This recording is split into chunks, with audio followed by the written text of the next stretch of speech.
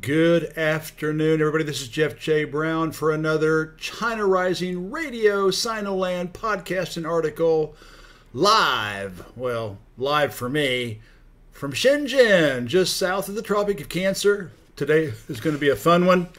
And again, it does help if you can get to the original source article, which will be referenced on YouTube, Stitcher, iTunes, SoundCloud, etc. This one is entitled, Sometimes We Just Need a Good Laugh. Your Commie Horoscope on China Rising Radio Sinoland. I'm going to take a sip of my fresh pu'er tea. The unfermented kind, the one that makes you go because it's got so much caffeine in it. I'm feeling good. I'm ready. No, it's not that strong. But anyway, it is good tea. All right. There's the image up at the top is Jack Black in the great kid comedy School of Rock, and it says, "Stick it to the man." Here we go. There are days here at China Rising Radio Sinoland when it's tough to tolerate how screwed up the West continues to make our only home in the Milky Way galaxy, planet Earth. I get a lot of criticism for reporting the historical and current truth about Western Empire and its foundations of capitalism and colonialism with the help of, quote, legal institutions like the World Bank, International Monetary Fund, GATT, WTO, and NAFTA, all alive and well everywhere you look, outside of a handful of communist socialist countries, along with defiant Russia.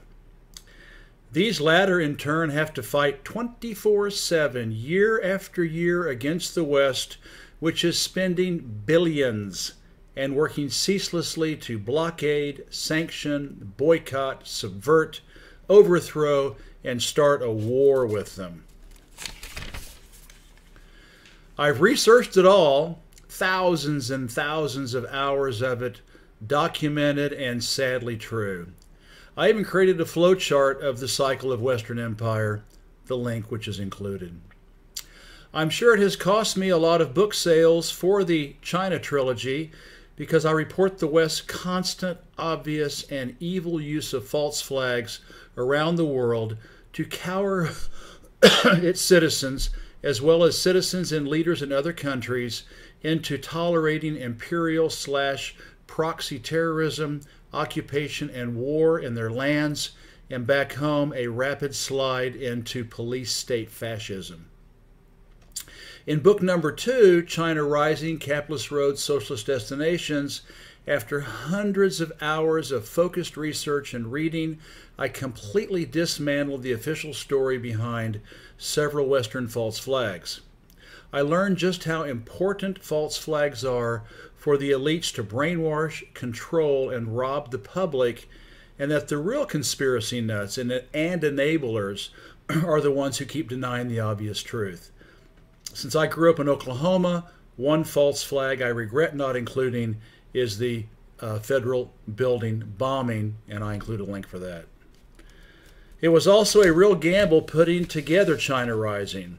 After publishing book number 1, 44 Days Backpacking in China, subtitled The Middle Kingdom in the 21st Century with the United States, Europe, and the Fate of the World in its Looking Glass, and halfway into finishing China Rising, I slowly realized that after 60 years of denial and rationalization, the only way I could truly understand China, and the rest of the world for that matter, was to journey into the inner soul of the West and its unsettling and frightening truths.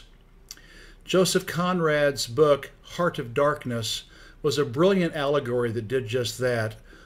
Ditto Herman Melville's Moby Dick. Thus, I made the decision to put all my research about the West at the beginning of China Rising, this being the same sequence I went through to finally empathize with the Chinese people, their civilization, how they perceive themselves, and the rest of humanity.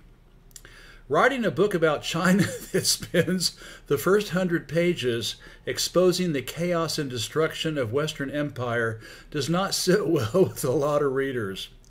For increased sales, I should have put that section last. Even better, I could have left it out entirely and been invited for more interviews and gotten blurbs and book reviews from known figures. But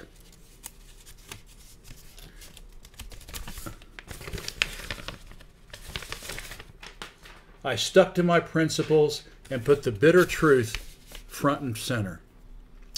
As my wisdom and knowledge about how the world really works expanded, the last piece of the puzzle, capitalism, fit perfectly in its missing slot to complete the picture.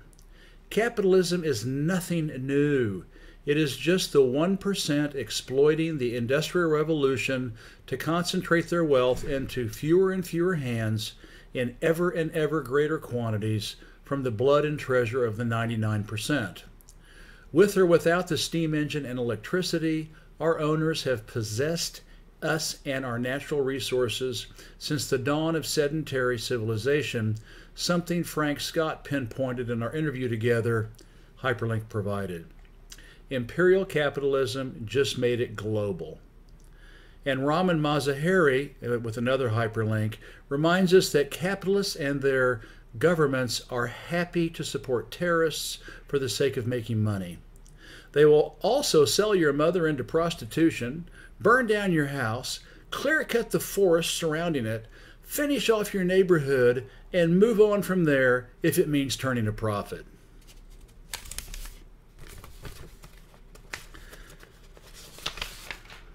I have sadly lost friends and have suffered reduced contact with others as a result of speaking truth to imperial power.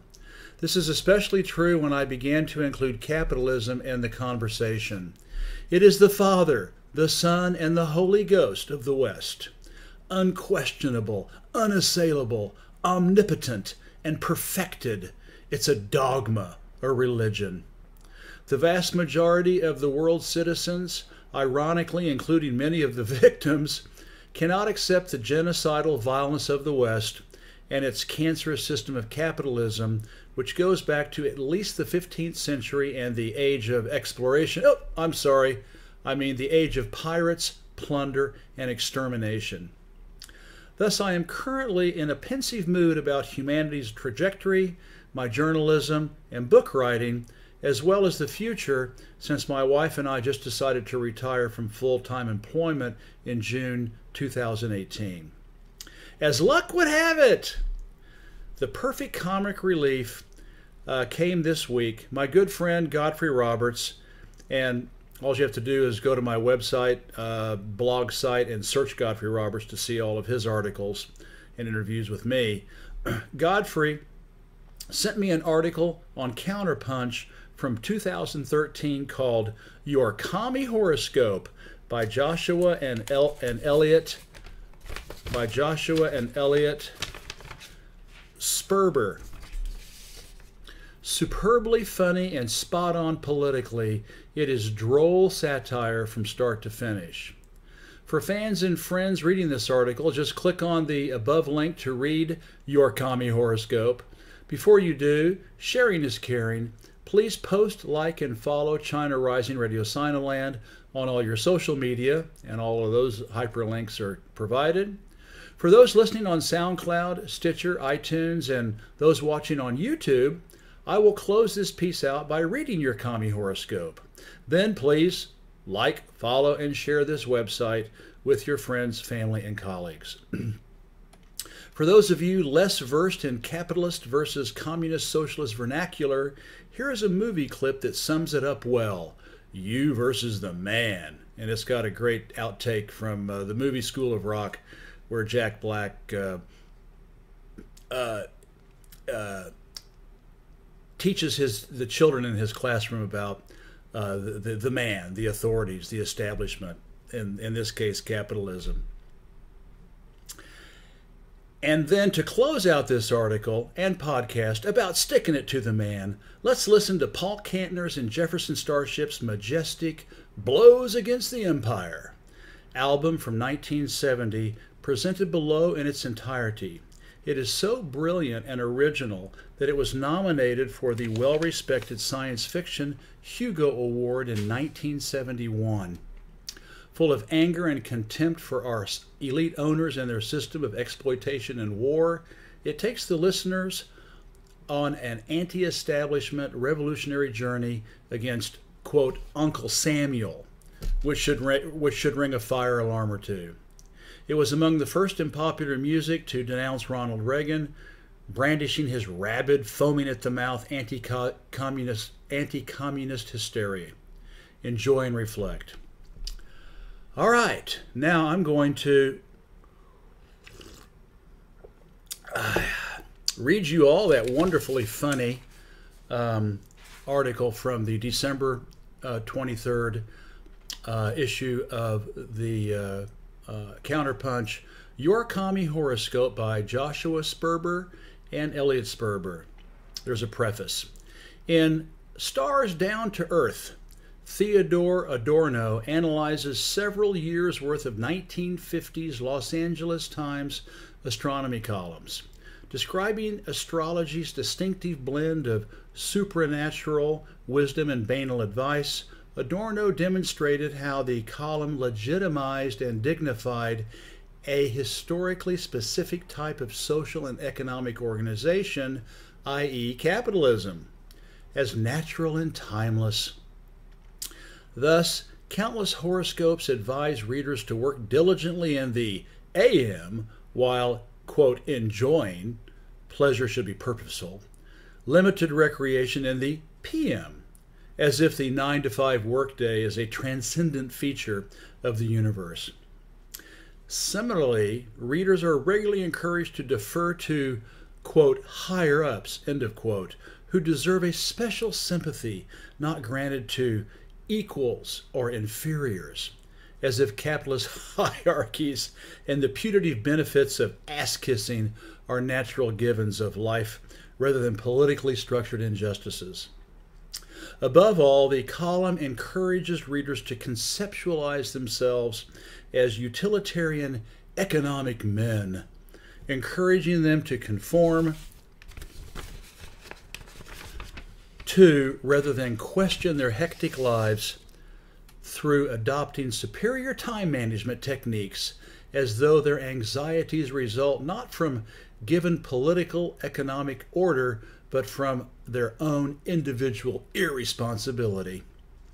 Lest we think that Adorno's study is dated, a Washington Post horoscope for Libra counseled last month, no matter how many errands you have to run today, time and flexibility are on your side. Don't hesitate to push yourself to take on more than you normally would. You're underestimating your ability to juggle. Just don't box yourself in and cut off any new opportunities because you're afraid you won't have the time. Because if you rearrange one or two things, you definitely do have the time. Given the pitiful paucity of astrology columns that are not infused with decidedly bourgeois ideologies, I have recently devoted some time to studying astrology. I have put my admittedly nascent training to use in order to provide an alternative column, a corrective, so to speak, that doesn't pretend to be neutral, what is, but instead explicitly embraces communist assumptions about the social phenomena that the stars, nonetheless, apparently help shape. So here, dear reader, is your Commie Horoscope for the week of December 23rd, 2013. If you're an Aries, born from March 21st to April 19th, if you feel like Jupiter has been playing tricks on you, Aries, you just might be right. You are indeed doing more at work, and this is because you have to generate more surplus value in the absence of all your outsourced and otherwise terminated colleagues. Do not ignore your desire to walk off, but be strategic about it. Lest your liberatory act backfire, try to organize a collective walkout. Aquarius, Leo, and Taurus make powerful allies. And if you're Taurus, born April 20th to May 20th, does your back hurt? Taurus, why wouldn't it? You work all day and then spend your so-called free time on the internet, producing more profit for bosses, by the way, whether your own or Zuckerberg. And I'll tell you something else. Gemini's back hurts too. Practice saying this to those who would have you work even more in order to pay for Christmas season junk. I am not cheap, but you, my dear comrade, have dupe, D-U-P-E, written all over your face. Are you a Gemini, born May 21st to June 21st? Oh, Gemini, they say you have two faces. I, however, see a dialectician. As such, listen to Hegel, as inverted by Marx. Do not merely singly negate your troubles. Doubly negate them by destroying not only what torments you, but their underlying structural causes as well. Are you a Cancer, born June 22nd to July 22nd? Cancer, I encourage you to speak with Aries, Aquarius, and Leo et al. About some very frustrating goings-on at work. Mercury's rise gives you in particular a headache. You're not the only one who feels like you're being exploited. The decline in the rate of profit and capital's insatiable, vampire-like need for expansion should, however, remind you to not merely blame your sleazy boss. Even if you had a wonderful boss, you'd still be screwed in the end. It's the system, Cancer. Are you a Leo? July 23rd to August 22nd? How the mighty have fallen, proud Leo. But what do you expect when you're kicked off the land and reduced to a permanent state of insecurity and hand-to-mouth labor? Work or starve is not a false choice. There are better ways to organize economic production. And that overwhelming debt, it's not your fault. Consider blowing it off. And that's applicable to the others too. Virgo, were you born August 23rd to September 22nd? Do you know what, quote, retrograde means, Virgo, as in Mercury is in retrograde? It means that, depending on the circumstances, we are all inclined from time to time to act like reactionary asses. Just remember, language is historically produced, and unless there was a revolution that no one knows about, it's just a joke, doesn't convince anyone that you're not being racist or sexist, or, if you prefer, reproducing racist or sexist ideologies. And for those Libras, born September 23rd to October 22nd, they say you're fair and balanced, Libra. But don't lose your critical edge. Do you really think you should be fair to fascists? Do you really think you should respect opinions that are not only based on completely erroneous facts, but function to keep you down as well? And for Scorpios, born October 23rd to November 21st, oh, sexy Scorpio, I'll never call you a hedonist. On the contrary, you're right to pursue pleasure. Just remember that the commodification of pleasure is inseparable from its increasing utilitarianism under the dictates of profit. Capitalism is not only making you sick, it's killing your fun. And for the Sagittariuses, November 22nd to December 21st, find other fire signs like Leo and Aries. According to my readings, you, but not only you, are likely being threatened by your landlord. If not explicitly, then implicitly, given the inherent power disparity characterizing the renter-owner relationship. This is a collective problem that necessitates a collective response. Leave the individualist indulgences to Holden Caulfield and other adolescents. And Capricorn, born December 22nd to January 19th, You're sick, everyone's sick. You're tired, everyone's tired. You're exhausted by looking for a job or by not having one. The moon's ephemeral conjunction with Jupiter suggests that, yes, it might be time to organize a general strike. Additionally, stick to your guns and abstain from the pressure to waste your time, money, and health on the toxic holiday binge consumption going on all around you. And don't forget, marketeers use the idea of generosity to promote greed. Point that out at the office Christmas party. It'll be a hit. Then there's Aquarius, January 20th to February 18th. Do you know what's happening to the ocean water bearer? Aquarius is the water bearer. Do you think recycling and green consumption is going to stop it? Get your head out of your ass, Aquarius. The system of production is predicated on infinite expansion and environmental ruination. It's out of the individual's hands.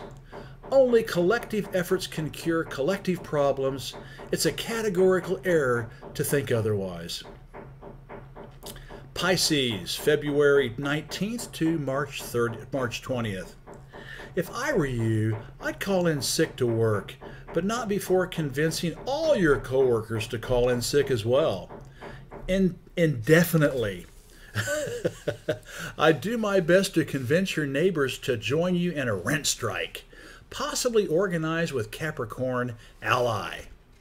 Remember, Pisces, the true Christmas spirit entails the elimination of private property.